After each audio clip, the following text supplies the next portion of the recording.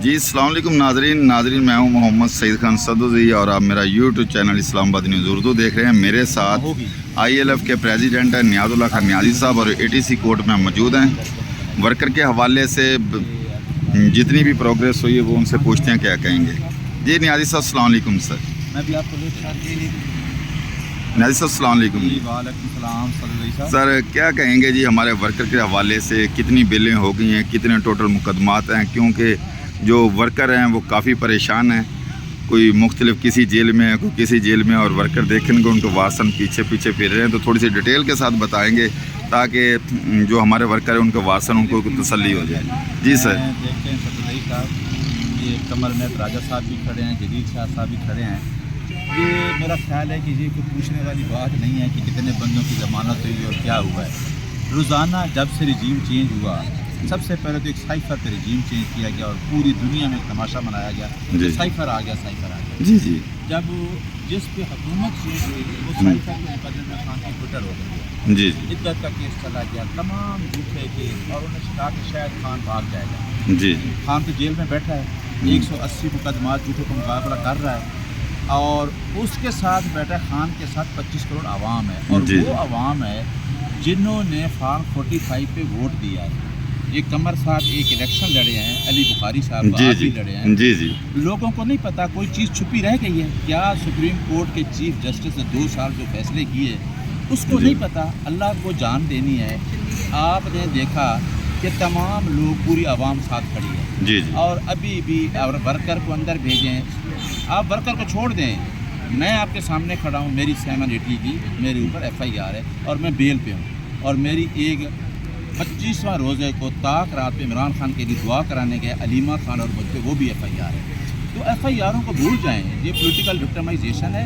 और ये इस वजह से है कि इनको पता चल गया है कि जो आदमी जेल में बैठा है और जेल से डरे हुए जिस तरीके से अमेंडमेंट कर रहे हैं, देखें लोग कहते हैं, आम आदमी कह रहा है कि जेल से बंदे से डरे हुए आइन में तब्दीली, उस बंदे से इतने डर गए हैं कि आइन में ऐसी अमेंडमेंट है जिसमें अदलिया की आज़ादी का मैंडेट है आइन में, उसको छीन दिया गया है। अब हम क्या कहते हैं, नवाज शरीफ को देखें, शहबाज शरीफ को देखें, सारी फोटो।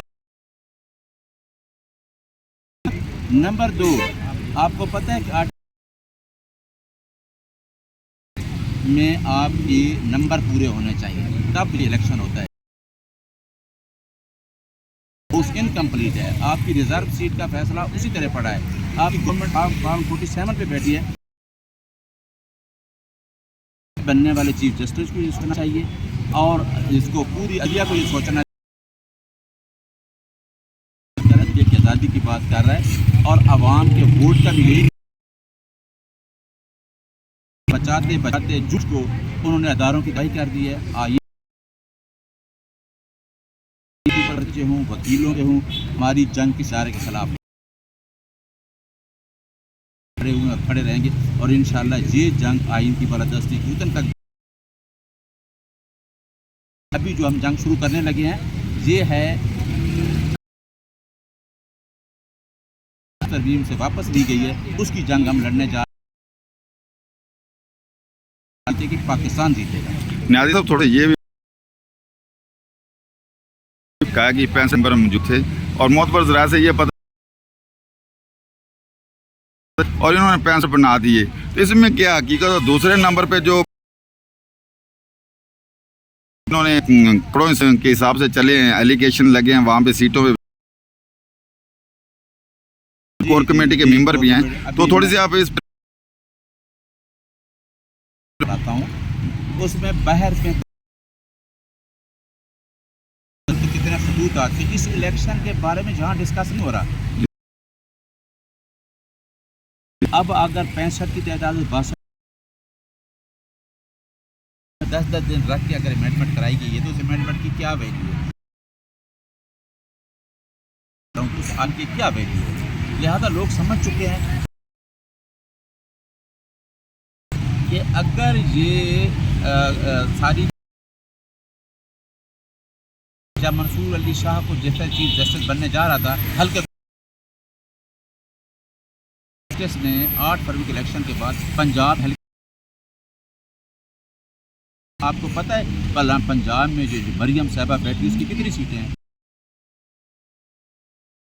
जीत चुकी। तो उस इलेक्शन को एक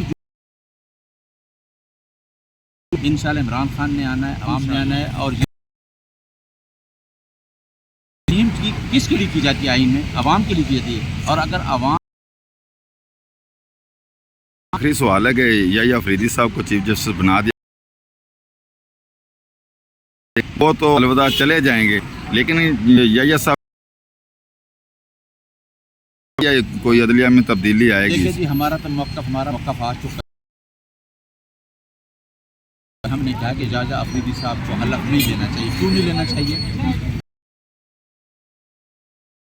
में अमेंडमेंट की गई है, उस अमेंडमेंट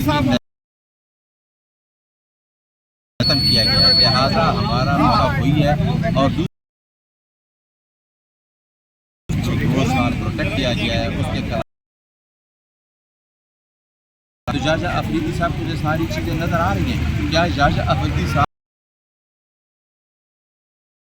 इलेक्शन कैसे नहीं है? वो अदलिया की आज़ादी के लिए अगर अमेंडमेंट है जो जिन्होंने की है, उनकी अपनी हैसियत, वो तो फॉर्म 47 पे बैठे हुए लोग हैं। लोगों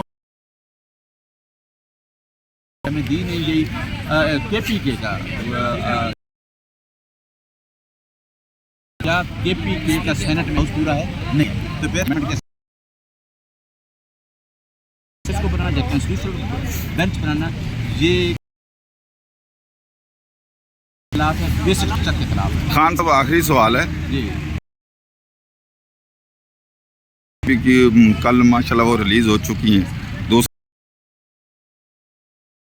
साल बाद है, तो उनकी भी ज़मानतें आज हो गई, वो भी खान साहब को रिलीज कर दिया जाएगा। देखिए वो किस लिहाज से है, खान साहब को रिलीज किया, खान साहब के ऊपर कोई मुकदमा नहीं, तमाम ये तो सिर्फ और सिर्फ उनको रखा हुआ था कि फॉर्म 47 उसको पूरा किया जाता। काजी साहब को बिठाना था, इमरान खान बल्ला हमसे छीनना था, पार्टी को डिमोलिश करना था, ये एजेंडा था। ये सारे मुकदमे ख़त्म होने जा रहे हैं क्योंकि उन्होंने समझा कि इमरान खान नवाज शरीफ के करीब भाग जाए। वो भागा नहीं,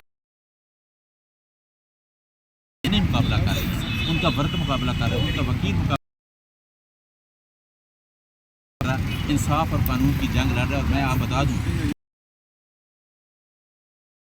पाकिस्तान की 25 करोड़ आवाम की फतह है इंशाल्लाह जी। और